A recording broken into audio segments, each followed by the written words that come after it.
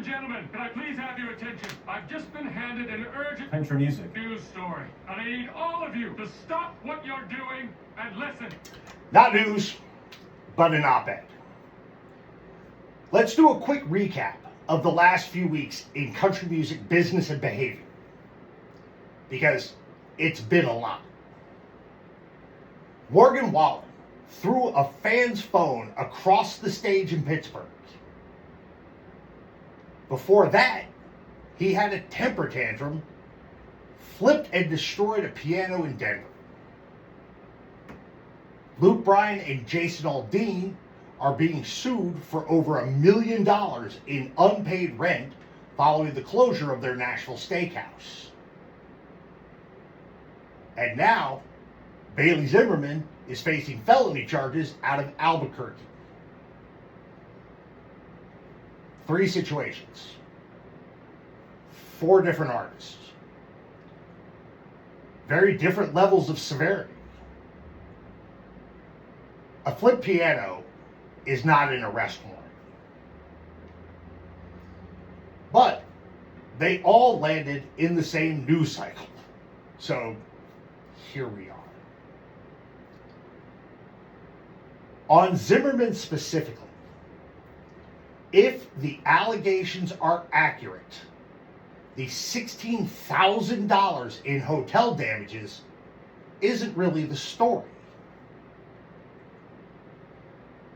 Now, apparently, there were warning signs all day. According to reports, Zimmerman was allegedly burning members of his own band with a cigarette. He arrived at soundcheck appearing very intoxicated and very angry. Reportedly went on a destructive rampage on stage, allegedly shoving a guitarist, destroying a guitar, destroying a drum kit, and monitor equipment. Capping that off with spitting at a security officer. And ultimately, a refusal to leave the area because the SUV provided was the wrong color. It was white, not black. That's not rock star behavior. That's just bad behavior. And if these allegations are true, this wasn't a single bad moment.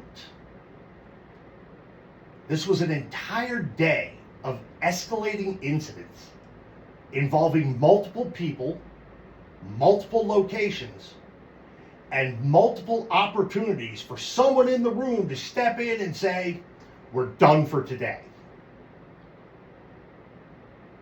Because by the time you're allegedly arguing over the color of the getaway SUV after a canceled concert, train left the station hours ago. Somewhere along the way, the entertainment industry decided that enough talent excuses enough everything. It does not. That's the real problem here. You know, not the hotel room furniture. Furniture gets replaced. Band members remember how they're treated. Crew members remember. Venue staff remember. Fans remember canceled shows. Yeah. Country music has seen this movie. It's seen it dozens of times. The genre practically runs on cautionary tales.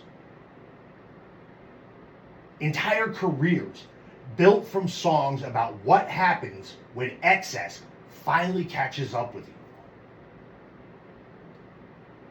And yet, every few years, the industry acts genuinely shocked when the excess arrives on schedule.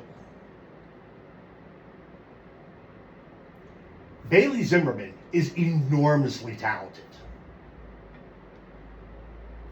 That's not the part in question. The question is whether anyone around him is doing their actual job, which occasionally means telling the star that the star is wrong. Because the most dangerous thing that can happen to a young artist isn't criticism, it's insulation. And country music history is very clear on how that story ends. Zimmerman is young and wildly talented and still has time to course correct. Industry history also has a very long list of wildly talented people who didn't.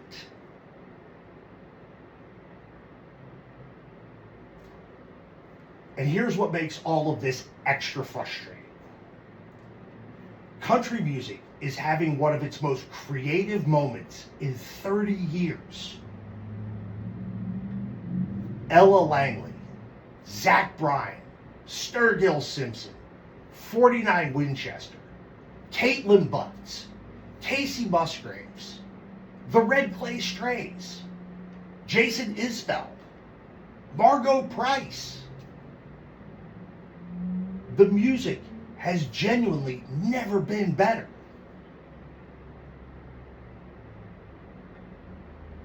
And then some of the people making it keep finding ways to make themselves the second story of the week. The genre deserves better than that right now. So do the fans.